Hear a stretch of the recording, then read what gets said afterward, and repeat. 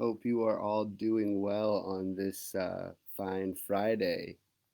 It's great to see you. So happy to be here. My name is Will Jones, and I'm going to be reading to you today on behalf of Black Men Read, where we uplift Black men, all children, and all communities through the power of stories from the African diaspora. So I'm very excited and happy to be here with you all this morning, and I hope that you're looking forward to reading and joining us. So just a little bit about myself.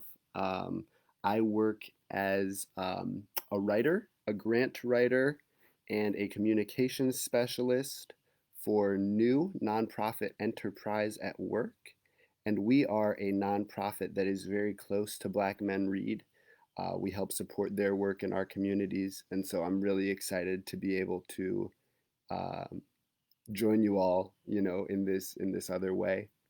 I love to read stories. It's one of my favorite things to do. And I really particularly love books and stories that, first of all, have people that look like me in them. That's always really awesome. And I love stories that kind of have some component of creativity and magic to them. And I think that The Patchwork Bike, the book that we're about to read, is an excellent story about the power of creativity and and the beauty of what can happen in our creative, imaginative minds, the things that we can do with them. So I'm very excited to read to you again. Today we're going to be diving into The Patchwork Bike, and this book is by Maxine Beneba Clarke, and it's illustrated by Van Tan Rudd. I apologize if I get those names and the pronunciations a little bit wrong, so bear with me. All right, so let's get into it. The Patchwork Bike. I'm going to do my best to show the pictures as often as possible, too. So here is the Patchwork Bike. Pretty cool pictures. Boom. This is the village where we live, inside our mud for walls home.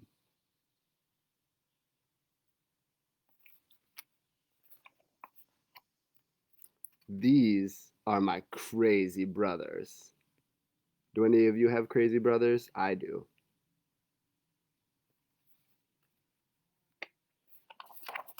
And this is our fed up mum.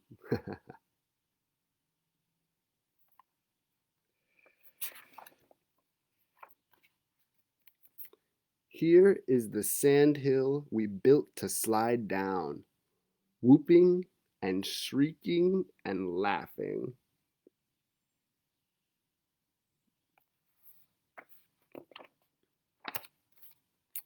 This is the big Fiori tree where we go jumping and climbing out in the no-go desert under the stretching out sky.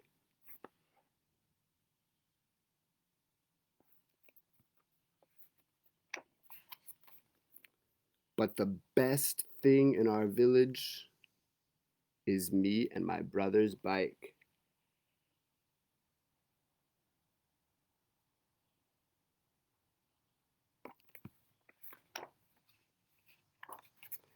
It has a bent bucket seat that shickety shakes. Oh, I'm sorry, a bent bucket seat and handlebar branches that shickety shake when we ride over sand hills.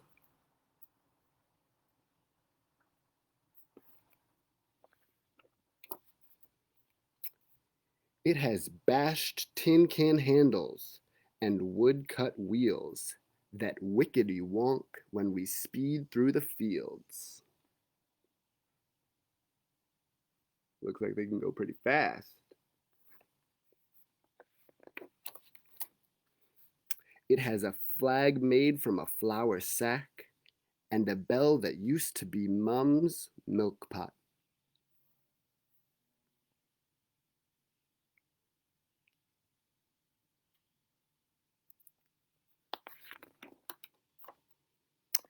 It has painted on lights and a bark license plate that keeps falling off, and we have to remake it.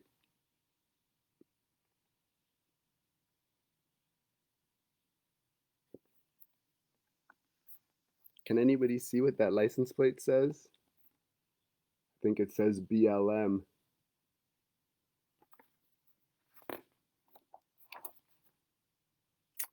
It can bumpity bump throughout the village, glide through our mud for walls home.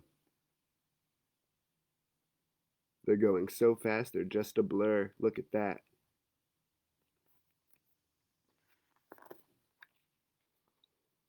Carrying me and both of my brothers right past our fed up mum.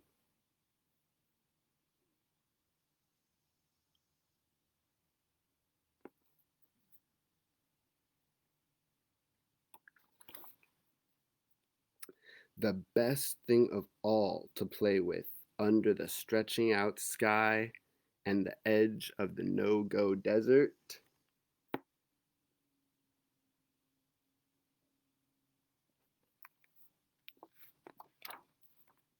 is me and my brother's bike.